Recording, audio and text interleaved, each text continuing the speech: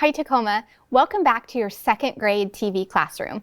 Today is Thursday, December 3rd, and I'm Mrs. Oslin. As always, take a moment to check in with your zone. Think about what emotion you're feeling.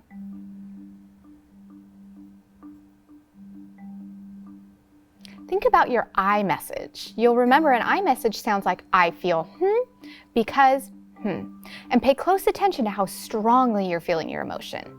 Take some think time.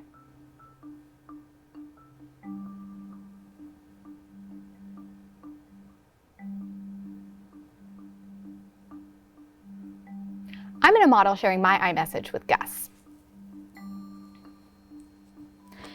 Gus, I'm feeling thankful because here at our TV classroom, we have so many community members that are excited to come in and spend some time with us and our students. Now you take a moment to share your I message with your learning buddy, someone in the room with you, or with me on the screen.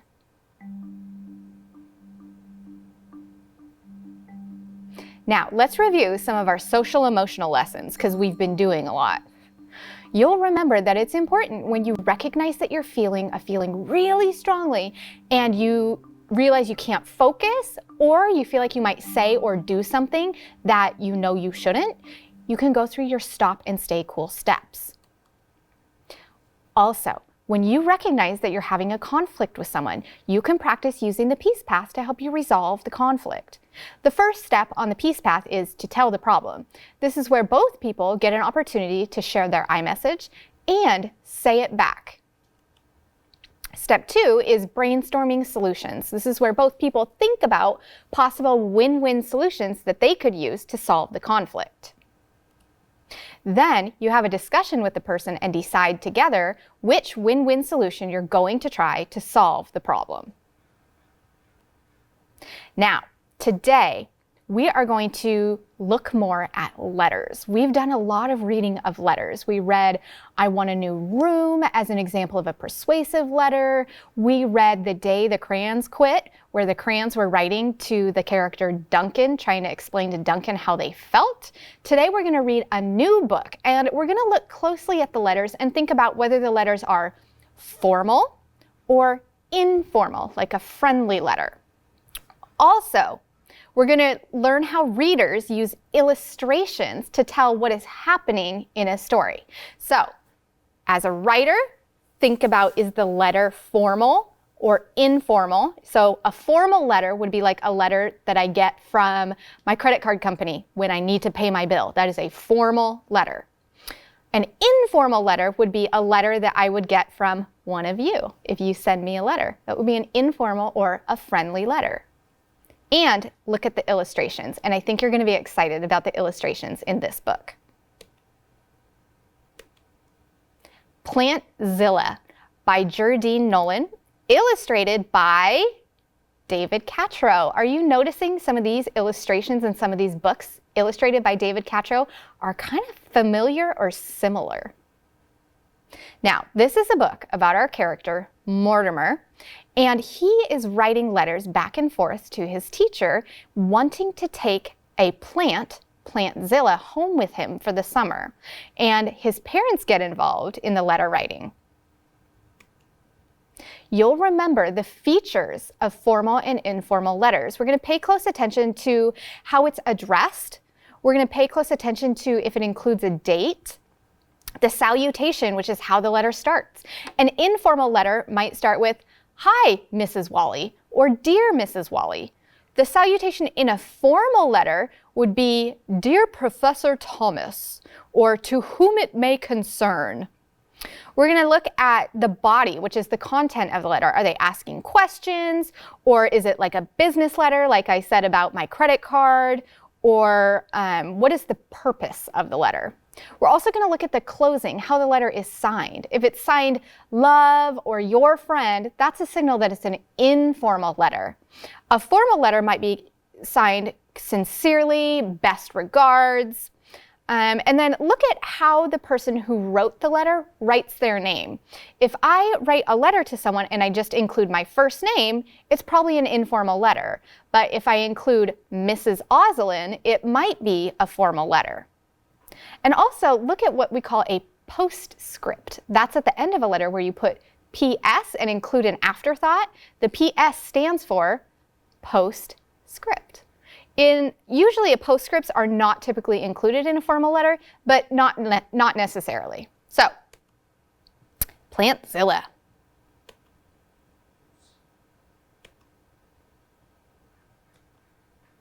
When we are, as readers, paying attention to the illustrations, we're going to study the cover, analyze the illustration, notice the color choices, study the details, look at the body gestures of characters, and zoom in on the faces. This is how we're going to use the illustration to help us tell what's happening. Let's do that right now. Look at this picture. Look at the color, the body language, the faces. What do you think is happening, and how do you think our character is feeling? Take some think time.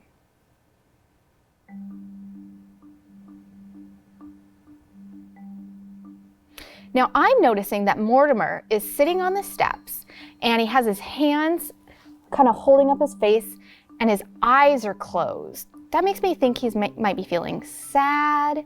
And then I'm looking at the colors and they're kind of muted colors and the shadow. David Catro included shadows, and that just makes me feel lonely or like I said, sad. I don't know. Let's keep reading to see if there are some letters that help us find out. June 8th. Dear Mr. Lester, I would like to bring Plantzilla home for the summer. All year long, I sat next to him. I brushed him. I watered him. I kept his growth charts. Plantzilla is the only plant I care that much about. Besides, he might miss me over the vacation and wonder where I am. I want Plantzilla. Only Plantzilla. Please?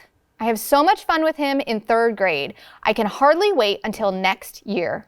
Your new, soon-to-be 4th grade student, Mortimer Henryson. Now, I'm noticing that it's dated June 8th, and the greeting, Dear Mr. Lester, sounds formal. The body of the letter, I don't know. What are you thinking? Do you think it's more formal or informal? More friendly or more like a business letter? It's signed, Your new, soon-to-be 4th grade student, Mortimer Henryson. So he's included his first and last name. I don't know. Let's keep reading and see if we can figure out some of these other letters. Paying close attention to how the salutation, it was Dear Mr. Lester. The body presents news, asks questions, shares feelings. It kind of did. It said I would miss him. Informal letters are closing with friendly, like love, your friend, or your soon-to-be 4th grade student. I'm kind of feeling like this is an informal letter. There's no postscript. Oh, a handwritten signature. That would be a formal letter. This one's kind of confusing. Let's keep reading.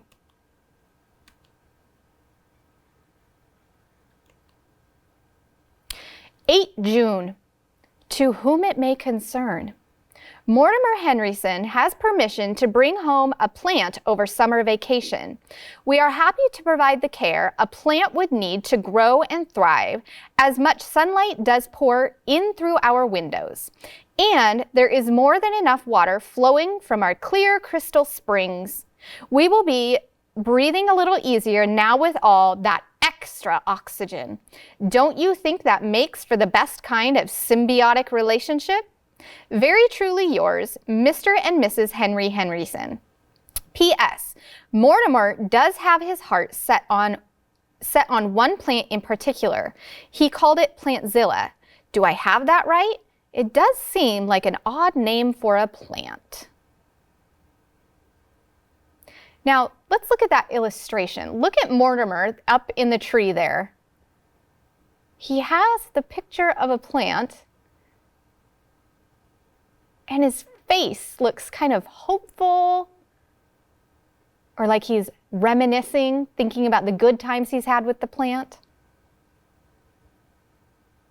And then let's look at the features of that letter. To whom it may concern. That sounds very formal to me. It's handwritten. The language is rather formal. Mortimer Henryson has permission to bring home a plant over summer vacation. But then I'm looking at the last sentence. Don't you think this makes for the best kind of symbiotic relationship? And then there's that smiley face. I don't think I would receive a formal letter that has a smiley face. Let's keep reading to see what happens. June 9. Dear Mr. and Mrs. Henryson, I am delighted Mortimer has chosen Plantzilla. The plants are named based on their characteristics. The children nicknamed this one Plantzilla because Zilla sounds like cilia. As you are probably aware, cilia is a term used in botany to describe a hair-like material that can run along the margin or edge of a structure such as a leaf, usually forming a fringe. Mortimer has taken charge of Plantzilla's care and development. I am sure he will want to continue this over summer. Of course, there are cases where the fondness for these plants grows as well. Don't be surprised if you find it difficult to part with Plantzilla at summer's end. If this should happen, I am happy to tell you that adoption is not out of the question. Feel free to write or have Mortimer drop me a postcard if any questions should crop up. Or just let me know how things are going. My address is Samuel G. Lester, care of Plantimonium Holiday Aloha Resort, Honolulu, Hawaii. Very truly yours, Samuel G. Lester, science teacher and the plant program coordinator, Strew Bricks Day School. P.S. Please be so kind and provide transportation for Plantzilla, as plants are not allowed on the bus. Now, analyze this letter. What are you noticing? What makes you think it's formal or informal? Take some think time.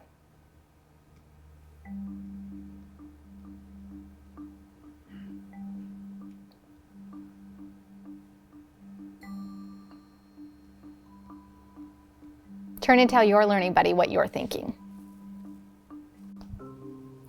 Gus, I'm noticing that it has a date and it's addressed Dear Mr. and Mrs. Henryson. So it's using their titles instead of just their first names. That makes me think it's formal. And then looking at how it's signed, very truly yours, Samuel G. Lester. And then it includes his position at the school. That also makes me think it's formal. You might have thought differently, and that's okay. We're going to continue analyzing these letters to figure out if they're formal or informal.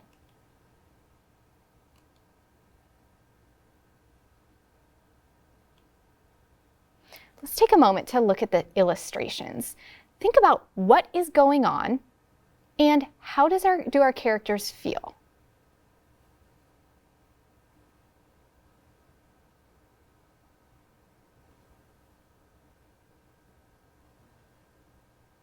Turn and tell your learning buddy what you're noticing.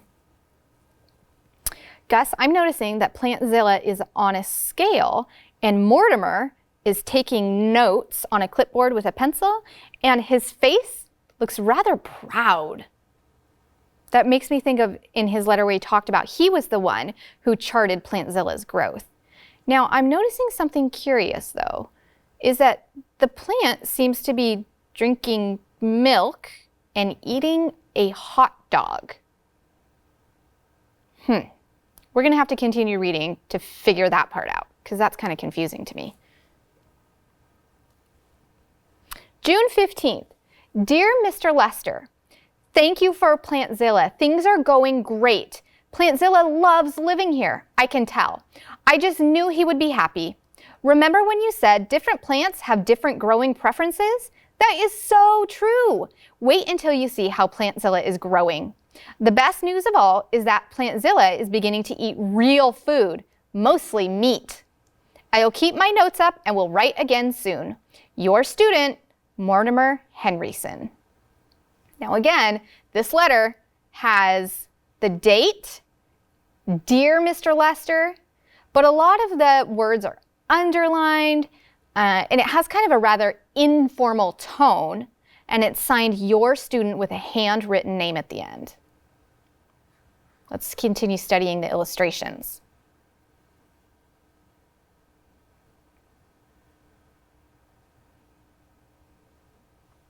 What are you noticing?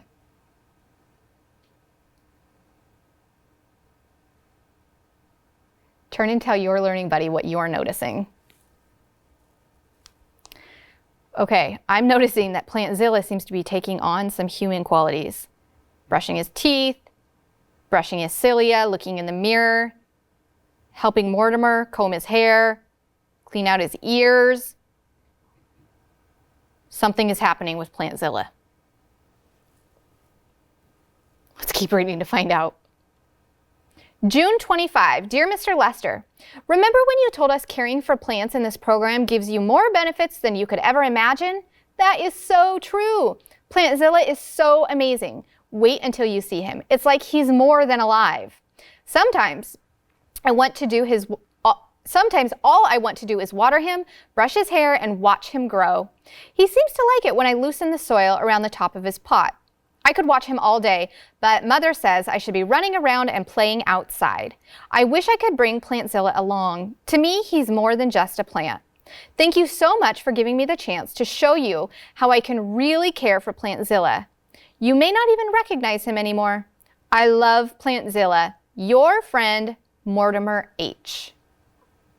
Well, I'm noticing that the tone of the letters is getting more and more informal. In fact, it's signed your friend, which we learned is a feature of an informal letter. Now, let's look at these illustrations. What is happening in the story? How do our characters feel?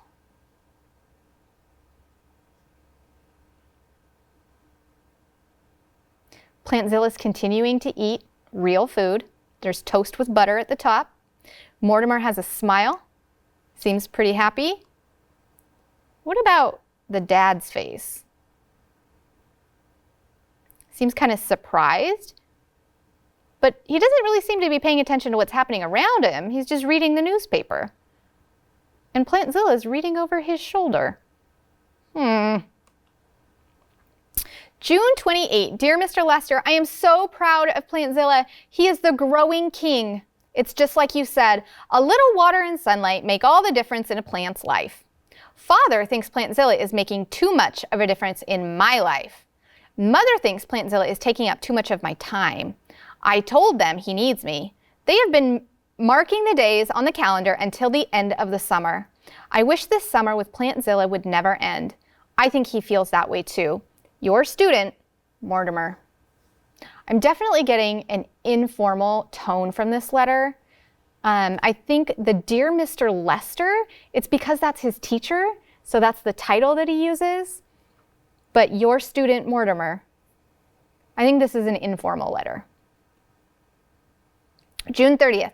Dear Mr. Lester, things got a little weird yesterday. The police think the robbery was an inside job. You have to tell Mother it has nothing to do with Plantzilla. She will listen to you. Grolier, her prize-winning chihuahua, is gone. Mother shrieked and fainted when she found Grolier's diamond collar in Plantzilla's leaves. I told her maybe Grolier just went for a little walk. Please write to her and tell her that Plantzilla doesn't eat pets. She'll listen to you. She thinks I've been spending too much time with Plantzilla. She thinks I brush him too much, but I need to do these things. Plantzilla needs me. Now, there's no longer even a salutation. He just said, Mr. Lester. It's definitely presenting news and asking questions and asking for a response. How did he sign it? Oh, he didn't sign it. There's no closing. It's just the name. I'm thinking this is definitely an informal letter. Now, let's use these illustrations to try to figure out what is going on. Plantzilla has the dog's collar around its neck, and Plantzilla seems to be smiling. Mom has fainted, and the police look very confused, as I would be. Things are getting weird. Now we have Plantzilla wearing a chef's hat and grilling steaks? What? 10 July. Dear Mr. Lester, I felt I had to write to you.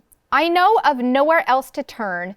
If I had not seen these things with my own eyes, I would not have believed it.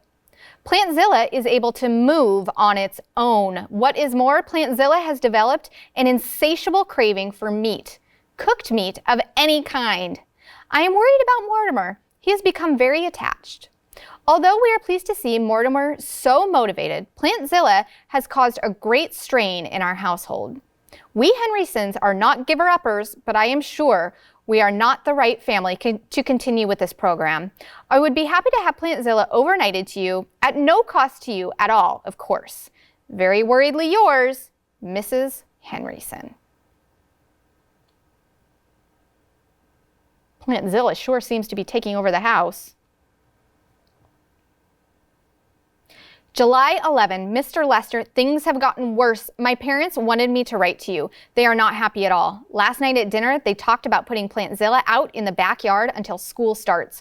But Father is worried about the neighbors. I told them the pot roast was all my fault. Plantzilla was so hungry. Mother is afraid for Grolier. I know he just went for a very long walk.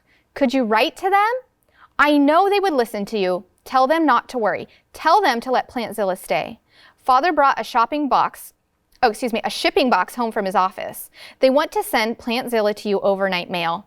I don't think they can. Plus, Plantzilla doesn't want to go. Please write soon and explain everything to them. Hurry, Mortimer. Oh, look at his face. He looks sad. Okay, we are going to have to speed to the end and find out another day what has happened in Plantzilla. We are learning to tell if a letter was formal or informal by paying attention to how it's addressed, how it's signed, and the language that is used in the body of the letter. We also were looking at the illustrations to tell what is happening in the story and how the characters are feeling.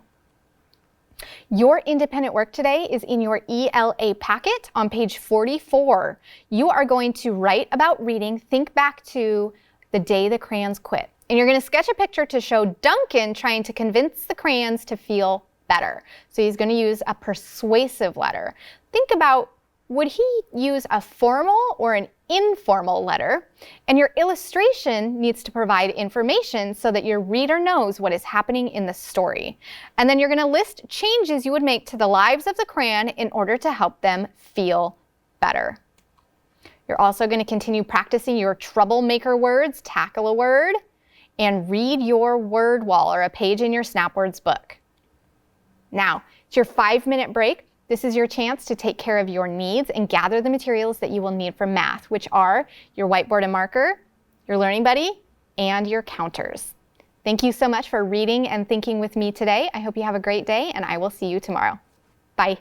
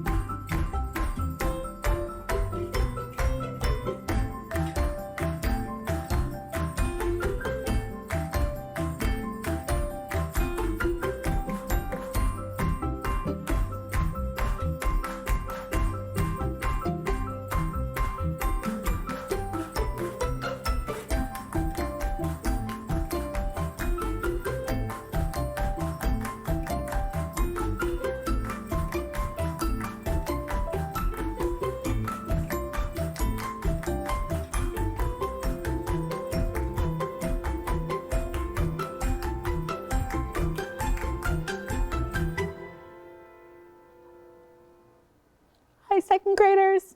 Welcome back to math. It's Thursday. That means we're going to find some missing information for what's missing Thursday. Now, before we start, when we look at these expressions, we want to figure out what is missing, not what's the answer, but what part of the expression is missing. So are we missing part or a whole? We're missing an addend or a sum. Are you ready? Let's go. What are we missing here? What do we have? What do we see?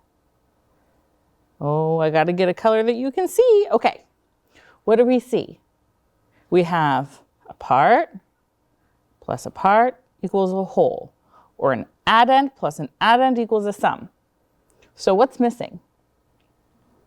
We're missing a part. How do we find a part? Yeah, there's a couple options, isn't there? You can either, in your head, jump on an open number line, or you can subtract. You decide which way. What number's missing? What do we need to put there? Very good. Is this what you thought? How did you figure that out? Guess what did you think? Guess that I just subtracted 2 10s from 34 and I got 14. Yeah, that's a really quick way to solve that problem. Some people might have said 20 to 30 is 10 and 4 more is 14. Either way, you found the missing part. Let's look at the next problem. What do we know? This expression's different. Look, what are we doing? We're subtracting. What do we know about subtraction? Well, you start with the whole, you take away a part, you find the other part. So what are we trying to find? A part. What were we trying to find here? A part. Do the same thing that you did for the last one. 20 minus blank equals 5. How are you going to figure that out? Did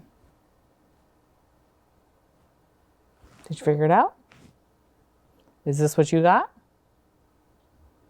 If it is, how did you figure that out? What did you do? Oh, okay. Pebble, what did you do? Pebble said, well, I looked at 20 and 5, and I knew that 20 minus 5 is 15. Great. Oh, Gus, you did it differently. What did you do? You started at 5 and you counted to 10, and that was 5, and then 10 more was 20. And 5 plus 10 is 15. They both solved it a different way, but they used an efficient strategy for them. It's important that you choose a strategy when you're doing mental math that works for your brain. I'm not telling you what strategy you have to use. You just have to use one that's part of math. You can't just pick something to do that doesn't have a pattern or work with math. What's missing? What do we know? We're adding. When we add, we have a part, and it is the same as the whole. We have a part, and it's the same as the whole. So what are we trying to find? A part. Go ahead and solve. Wow, that was quick. Gus, how did you know that so fast? You're friends of 10. Gus said, I'm at 14. I know I need whatever I add to this 4 to get me to the next 10. And what goes with 4 to make 10, second graders? 6. So 6 plus 14 equals 20. What are we missing? Oh, these ones can be tricky. But we don't have to make our brain wobbly because we're strong mathematicians. So let's take a look. What do we know? We're subtracting. What do we know about subtraction? We take a whole, we take away a part, and we find another part. We have a whole, we take away a part, and we find the other part. Oh. What do we know? Well, we know 2 parts. How do you find a whole, second graders? You put 2 parts together and it gives you the whole. What is 4 plus 6? It's 10. Check your work. What is 10 minus 4? 6. Is that the same as 6? Kiss your brain. See how identifying what we know and what we're trying to figure out helps us solve the problem? Okay. What do we know? What's missing? Well, yep, we know we're subtracting. We know in subtraction when you have a whole, then you take away a part, you find the other part. So what are we trying to find? We're trying to find the whole. We're trying to find what we're starting with before we take anything away. So what do? Put the parts together. What is 20 plus 1? 21. Check your work. If you have 21 and you take away 20, what do you get? 1. Is that the same as 1? Yep, we've got it. Today we are developing strategies to solve addition and subtraction word problems fluently. Are you ready? Make sure that you have your whiteboard, your pen, and your strong math brain ready. I'm going to read this. You're going to solve it. 6 birds are in a tree. Close your eyes. I just want you to listen. 6 birds are in a tree. It doesn't say 6, it says some. Why did I say 6? Some birds are in a tree. Mrs. Wally's brain. Some birds are in a tree. The 9 birds fly away. Now there are 6 birds in a tree. How many birds were in the tree to start? What are we trying to figure out? How many birds are in the tree at the beginning? We have a tree. And there's birds in the tree. But we don't know how many birds altogether are in the tree. What information do we know? We do know that 9 birds fly away. And we do know that 6 birds are left in the tree. Draw a model and solve. I'm going to give you 2 minutes. I'm going to draw, you're going to draw. You're not going to see mine. I'm not going to see yours yet. Go.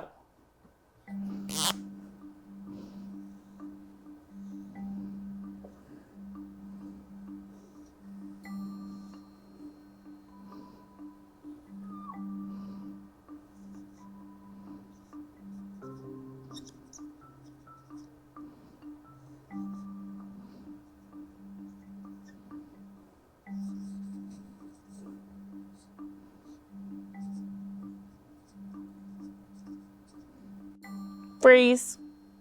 We're going to peek at my model. Go ahead and take a look.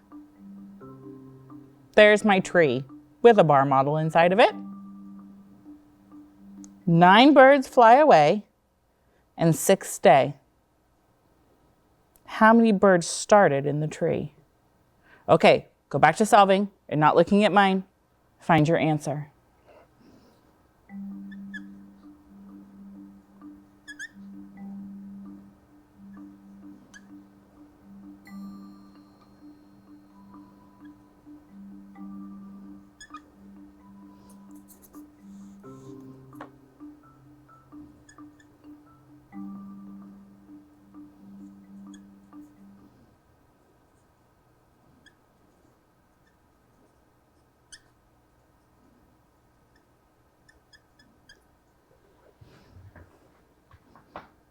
Are you ready? I don't know what just happened, friends. That was strange. Are you ready? Yeah. Here we go. Take a look. What did you get as your answer? I got 15 birds starting the tree. Did you? How does your model look similar to mine? Or how does it look different? You may have drawn circles. You may have said 9, 6, counted them all up. You may have done the math. I made my equation to match the story problem. There are some birds in the tree, 9 fly away, now there are 6 left. And I looked at my equation and I said, look at that. I'm trying to find the whole because I have my 2 parts. Well, I know when I have 2 parts, I can just add them together, and that made 15. So there are 15 birds that start in the tree. Did you get 15? Great job. Go ahead and restart, reset your whiteboard. You know, Mr. Kevin, I'm not sure what's going on with my computer because I'm not touching it and it's just being very touchy today. Have you ever had one of those days where your brain is kind of tired? My brain's feeling tired today. Let's look at this next problem together. We're just going to read it, then you're going to have a few minutes to solve, and then we're going to look at some different ways that you can solve it. Some books are on a shelf. Okay, so I want you to visualize a bookshelf. There are some books there. Students in the classroom take 24 books from the shelf. Then there are 38 books on the shelf that are left there. How many books started on the shelf? So what's going on here?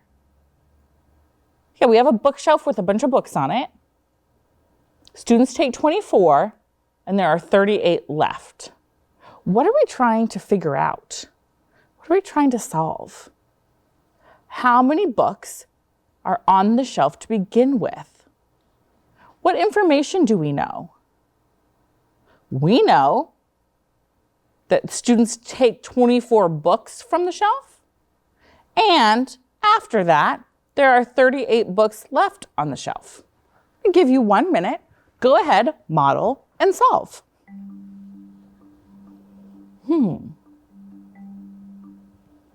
What might our model look like? Now, Mr. Kevin, I'm going to draw a model, but we're not going to show it until later on a few slides down.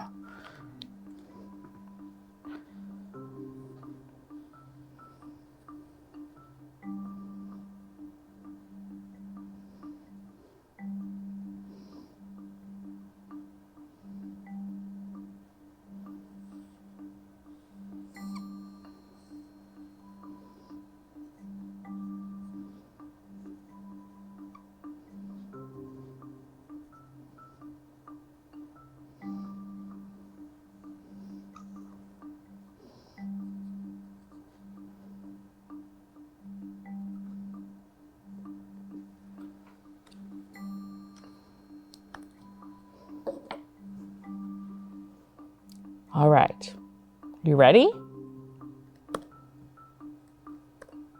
Ah! This computer is just like, whew. All right, we're gonna look at some ways you could have modeled this problem. You can show the problem with words.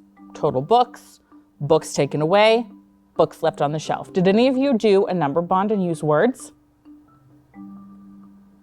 You might show the problem and model it with numbers in the number bond. I don't know how many books are on the shelf. 24 were taken away, 38 books were left.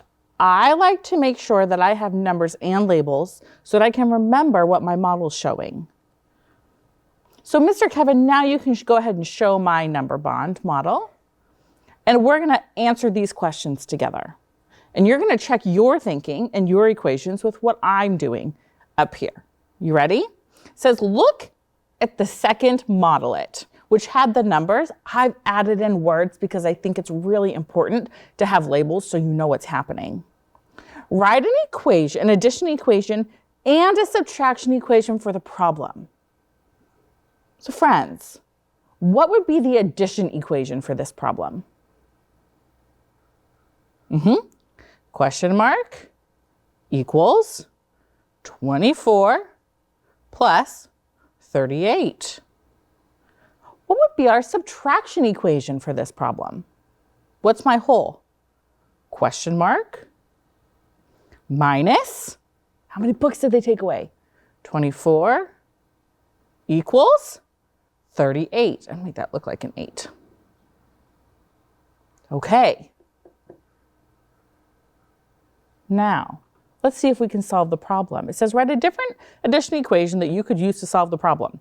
But we did 24 plus 38, so what could we do? Right, 38 plus 24. What is 38 plus 24? Well, how are you going to solve that? What strategy are you going to use? I'm going to use breaking apart into place value and adding my place values up. So I'm going to do 30 plus 20 and 8 plus 4. 30 plus 20 is 50. And 8 plus 4 is 12. So 50 plus 12 equals 62. So 38 plus 24 equals 62. So what is the total number of books on the shelf to begin with? What is it? 62. Let's do another one. This time we're going to keep my whiteboard up and we're going to do it together. Are you ready? Students help clean the park. At noon, 33 students go home. Now there are 48 students at the park. How many students helped at the start? So what's happening? There are kids cleaning at a park. What are we trying to figure out? How many students helped at the start? Okay, so I'm going to think about my number bond. Where am I going to put my question mark? Am I trying to figure out one of my parts, or am I trying to figure out my whole? If I want to know how many students began, knowing that some leave and some are left, yeah, it's this one. This is how many students start. Is your math brain already giving you some ideas on what kind of operation you're going to do, adding or subtracting, and what parts we know? Mine too. Mine's already going, ooh, look, there's 2 empty boxes at the bottom of my number bond, and I know that means there's 2 parts, which means I know exactly what strategy my brain wants to use. Does your brain know? At noon, 33 students go home. So 33 of them go home. And how many students stay cleaning? Yeah, 48. 48 stay. Now this problem doesn't seem so tricky, does it? See how that model helps you? So what are you going to do to solve? You have a couple choices. Go ahead, tell me how many students started at the park. Great, solve. You could do 33 plus 48 equals question mark. Or you could do blank minus 33 equals 48. But what strategy are you going to use to find that missing number? Okay? Gus, what are you going to do? You're going to do 30 plus 40 and 3 plus 8. And that's going to be 81? So how many students started at the park? This is 81 students start. Friends, excellent job today. You have an assignment to do. You're going to do pages 227 and 228. More of the same problems. There's 6 of them. You're going to model your thinking to figure out how you're going to solve. Are you ready? You've got it. I know you can do it. Did we model the problem today? Did you choose an efficient strategy for you? Did we identify the answer? Did we explain what we did? We're developing those strategies, second graders, and how to solve addition and subtraction word problems. Now, on December 9th, it's a Wednesday, don't forget to tune in because our superintendent, Carla Santorno, is going to be here in our TV studio, and we're going to interview her and learn all about her. And then on Wednesday, December 16th, the Tacoma Fire Department is coming. Actually, they've made a video for us all about what it's like to be a firefighter and a day in the life of a firefighter. And now it is time for our affirmation. As always, we can be contacted through our email address, or you can send us a letter in the mail. We love to get mail, and we will always mail you back. Our affirmation today is, what should we do, Gus? What should our affirmation be today? Okay, he says, I'm doing the best I can.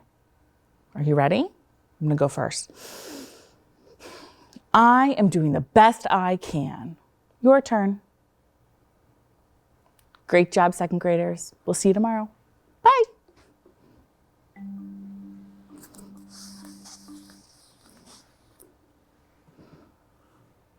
Hey kids, we want to see your work. Just send your pictures and your stories to TV Classroom, 601 South 8th Street, Tacoma, Washington, 98405.